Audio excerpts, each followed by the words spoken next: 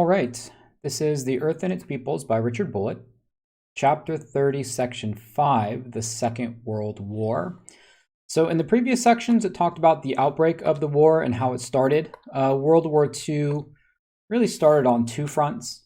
In Asia, it was Japan, who invaded China in 1937, which kicked off the conflict there. In Europe, it was Germany, and Germany's invasion of Poland in 1939. Even though Japan and Germany didn't really coordinate with one another militarily, they did create an alliance known as the Axis powers. And the Axis consists of Germany, Japan, and Italy. And fighting against them were the Allied powers. Now, there are a lot of other countries that are involved here. So, for example, China, we put China under the Allied powers. But namely, we're talking about initially Britain and France, right? We'll also include, we'll include China in here, right? Let's include China, right? Let's include China here. Now, that was initially when Germany invaded Poland in 1939, right? Britain and France. But during the course of the war, different countries will come in on the side of the Allied powers. So initially, Germany in Europe was very successful. The Wehrmacht, this is the name for the German army, right? Name for German army. And they were very successful in the initial phases of the conflict using a different tactic, and that was Blitzkrieg. Blitzkrieg stands for lightning war. And it is this strategy to attack quickly, right? To attack quickly. And this was primarily used by some of the newer technology at the time, namely fighter planes and tanks. So both fighter planes and tanks, these were technologies which allowed quick attacks. And this was not the case previously. Recall that in World War I, it was primarily a war of stalemate, that the technology was as such, namely machine guns and barbed wire, was as such that made offensive attacks nearly impossible. By the time you get to World War II, because tanks are now much more quicker moving, they can simply just run over barbed wire. They could keep advancing in machine gun fire, and fighter planes, which by this time are a lot more advanced, they're much quicker. And most importantly, they're durable enough to carry bombs, and the dropping of bombs and clearing up and attacking enemy fortifications ultimately make these technologies together very hard to stop. And that's what the Germans initially did, was they used both tanks and airplanes to essentially just run over their opponents. In fact, airplane technology was so important that another technological innovation, aircraft carriers, eventually become very important in World War II as well. An aircraft carrier is essentially a floating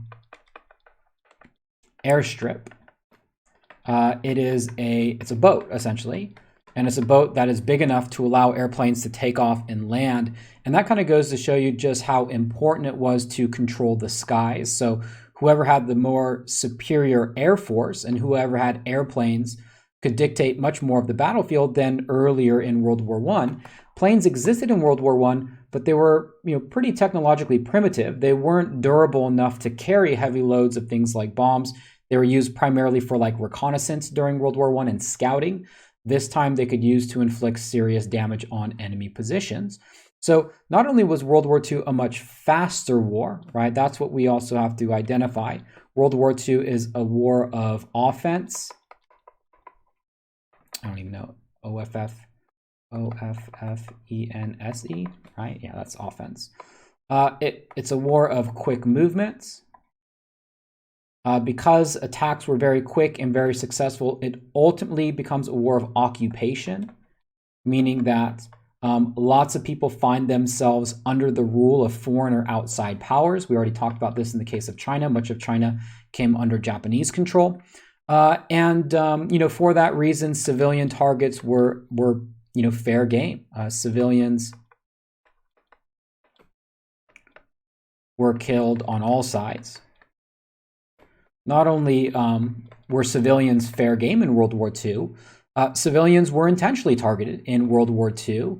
And, the idea in some cases was that, this would hurt, morale or the fighting spirit of one's nation.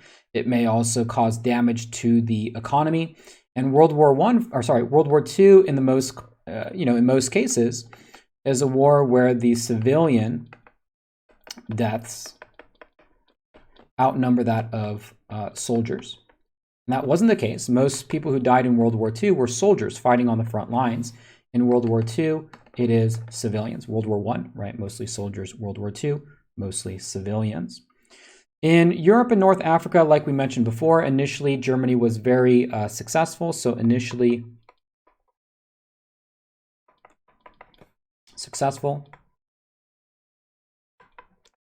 Poland was where the war started, but the Germans ultimately took over Denmark, Norway, Netherlands, Belgium, and ultimately France, which was a big shock to the world.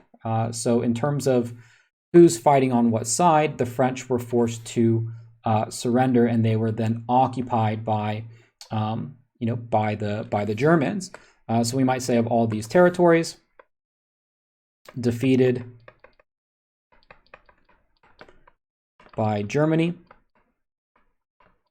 That left really only Great Britain fighting against Germany in 1940, 1941.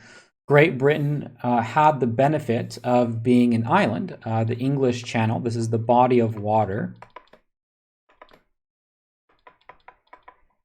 separating Great Britain.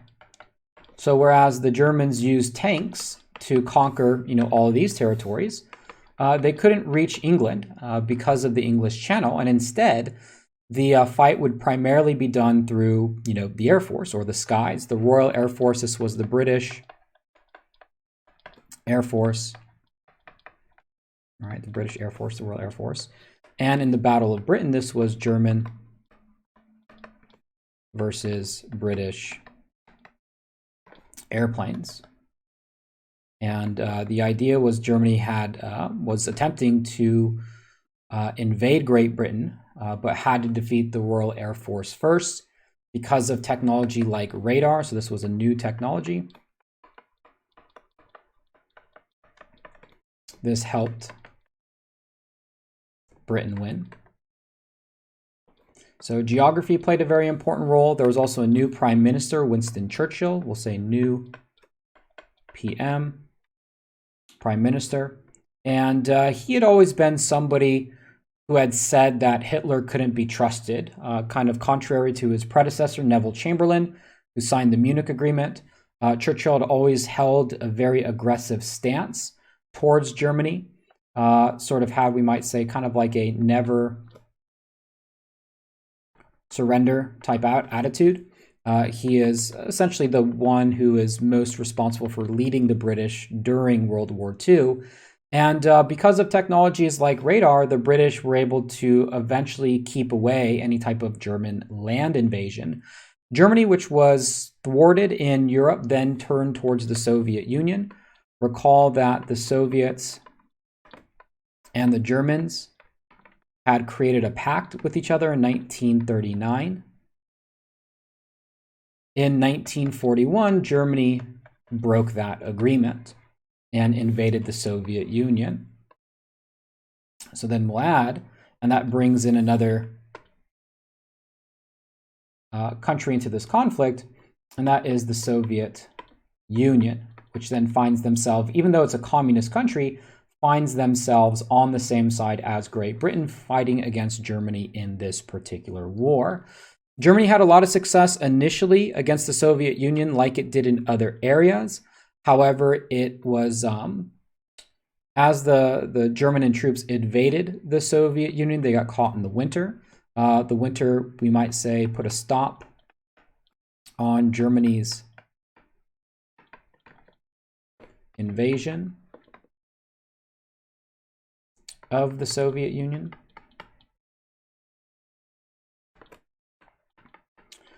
However, the Germans did get as far as places like Leningrad, the siege of Leningrad.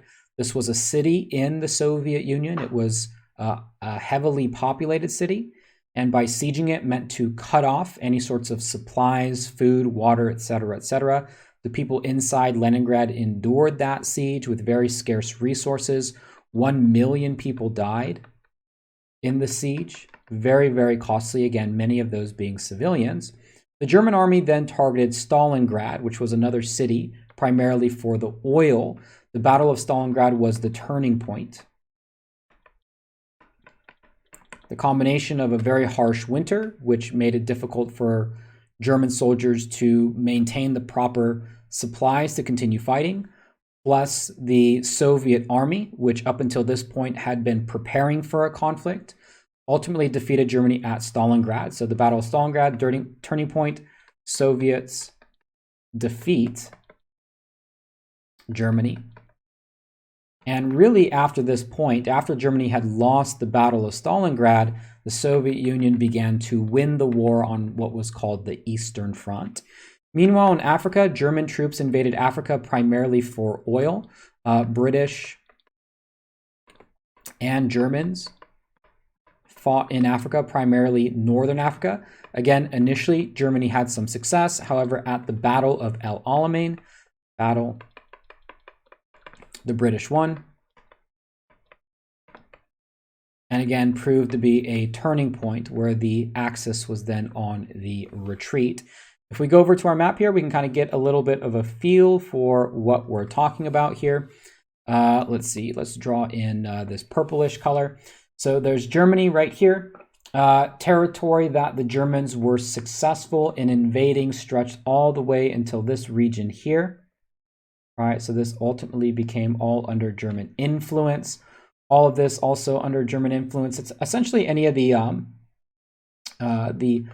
yellow or the orange or the red was either part of the Axis powers or allied with the Axis powers.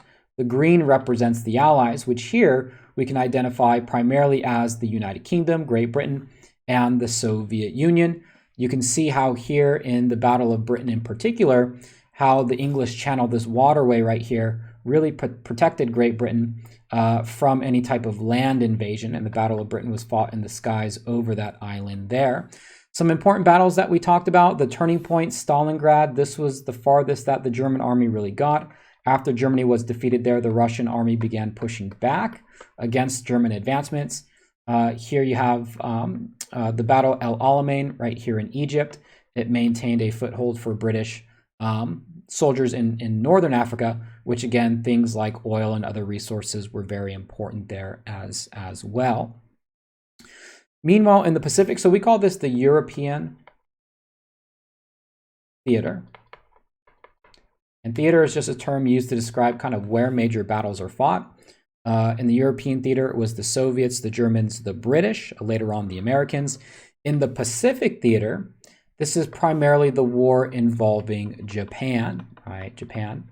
During the course of World War I, Indochina, which was a French territory, after the French were defeated, the Germans essentially allowed the Japanese to occupy this. So this is maybe Japanese Vietnam. Vietnam is primarily the country we're talking about here, but also Cambodia and Laos. When the Japanese occupied Vietnam, this was another reason for the United States to protest. Now, again, a lot of nations had been protesting Japanese aggression, and this was just another sort of step in that direction. Here, though, the United States took a little bit more of a drastic measure, and that was to cut off oil shipments to Japan, which really started to hurt the Japanese.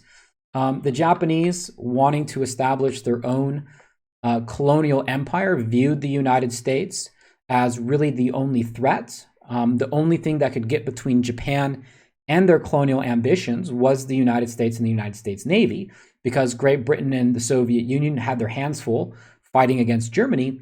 There was now an opportunity here for Japan. Japan calculated and hoped that by attacking the United States, they would quickly just sort of retreat from the Pacific and allow the Japanese to establish their own colonial empire. They were wrong about that. And so Japan decided it was in their best interest to conduct a surprise attack against the U.S. Navy in the Pacific. Pearl Harbor, or the attack, on Pearl Harbor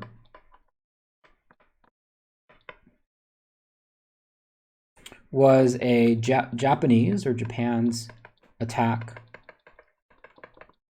on the U.S. Navy. The United States, who had been, the United States had not yet entered into the war, but was certainly a nation that was concerned with what was going on in Europe. This was a surprise, right? A surprise attack. And by attacking the United States, this ultimately brought the United States into the war. So I'll put USA here. And by 1941, when Pearl Harbor occurred, essentially the Allies consisted of the powers that were, kind of the three major ones. And that included, so for the Allied powers, we got Great Britain, the Soviet Union, and the United States, who were the main powers there. The Axis powers, on the other hand, Germany, Japan, and Italy. Of course, a lot of other nations that were allied there, China and some other ones that we talked about. The French had surrendered and were occupied by the Germans. After attacking Pearl Harbor and destroying a lot of the United States Navy, not all of it, the Japanese then proceeded to attack Southeast Asia, places like Indonesia, the Philippines, right? And this was, of course, part of their colonial ambitions. However, the Battle of Midway, a battle between the United States and Japan, this was a U.S. victory and turning point in the war. Typically, when we think about World War II, we identify the Battle of Midway, the Battle of Stalingrad as being the major turning points. From that point onwards, the Allied powers are really winning the war, and to a certain lesser degree, El Alamein as well. Here we have an image of the Pacific. We can kind of get a feel for what we're looking at here. Maybe we'll go ahead and even zoom in a little bit on this image. So again, Japan wanted to create their own imperial empire, as you can see outlined in the red. The attack on Pearl Harbor, that's where the United States Navy was stationed. The Battle of Midway right here, that's when the United States won and turned the tide of Japanese aggression. And then the United States used a strategy called island hopping, and that's where you see in the green. Ultimately, it was the goal of the United States to conquer very specific islands, places like Guam, Iwo Jima, Okinawa, right? Specifically targeting these areas, ultimately with the goal of dropping bombs on the mainland of Japan. So that was the strategy, to occupy places like Okinawa, Iwo Jima, and carry out bombing missions to attack the mainland of Japan, which would ultimately cause the Japanese aggression to subside. Nope. Let's see, view. Go back to our normal view here. So once the turning points came, it was ultimately a matter of finishing the fight. In Europe, the D-Day invasion was the largest amphibious attack ever. It was US, British, Canadian, probably some Australian and other sort of Commonwealth countries in there. Assault on Normandy, France, which was northern France. And this opened up a two-front war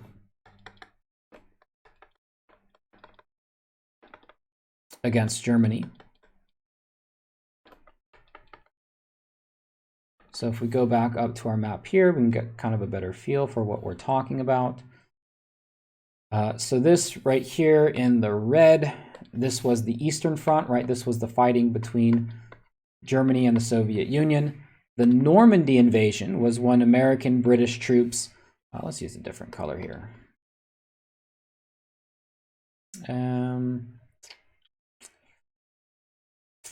We'll just use green. Invaded here, right? Normandy, France. So troops came in on this side. And pretty soon there was a sandwich kind of maneuver going on here where American and British forces were pushing from the west.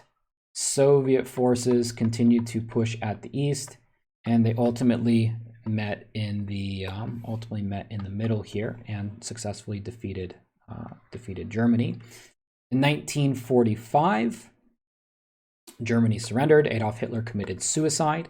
All right, this happened in 1945, and Germany was defeated. In Japan, Japan's Great East Asia Co-Prosperity Sphere, that's a mouthful.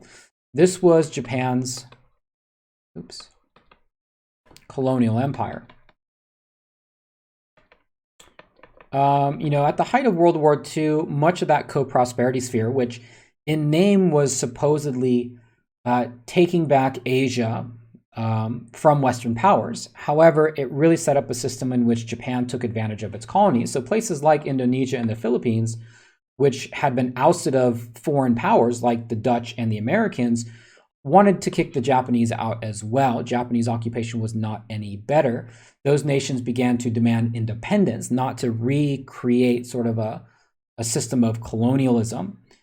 As the Americans made their way with their island hopping strategy, it became clear that any type of amphibious invasion would cost an enormous amount of life. And the United States president at the time, Harry Truman, allowed for the use of atomic bombs, which were a secret technological weapon causing massive amounts of destruction, a bomb that had never been seen before in the world. The targets of the bombs were Hiroshima and Nagasaki. These were Japanese cities.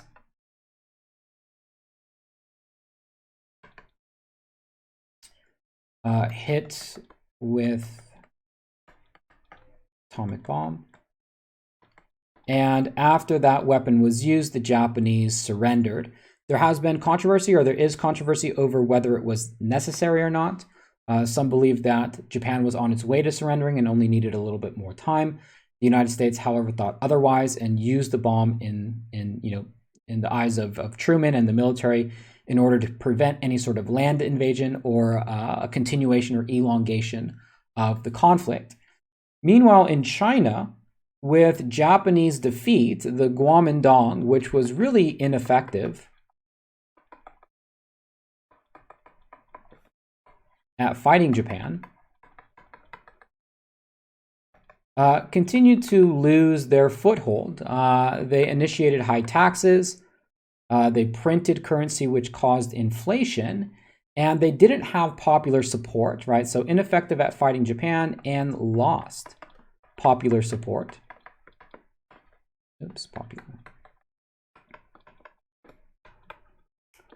Their rivals, the communists, led by Mao Zedong, were much more effective at fighting Japan and had more popular support. And so when Japan was finally kicked out, the Civil War, which we talked about, resumed between the communists and the nationalists. And once the Japanese were gone, it was Mao Zedong and the communists that were victorious. The remnants of the Kuomintang, the remnants of the nationalists, fled to the island of Taiwan, where they continue to occupy to this day. Mao Zedong, with the communists victorious in China, proclaimed the People's Republic of China in 1949. This was the establishment of China as a communist nation. So after World War II, when Japan was defeated, they were forced to evacuate. Again, here was Japanese occupied China. The Japanese were forced to evacuate. It was ultimately the communists who were successful in establishing power post-World War II.